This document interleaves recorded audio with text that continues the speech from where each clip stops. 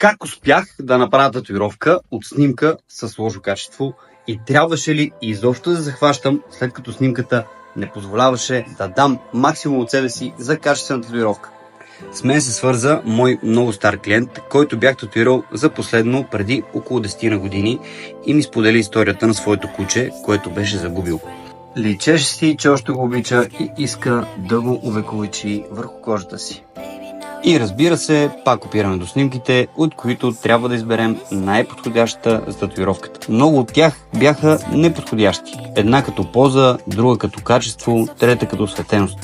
Избрах възможно най-добрата, но с малък компромис. Искаше ни се да е по-детайлна, но с това разполагахме. Идеята на Рошан беше котрето да е в облаци, което символизираше това, че то вече не е тук. Тя ги направих на фрихенд и газ. Въпреки че не успях да направя хубави снимки и видео на трясаната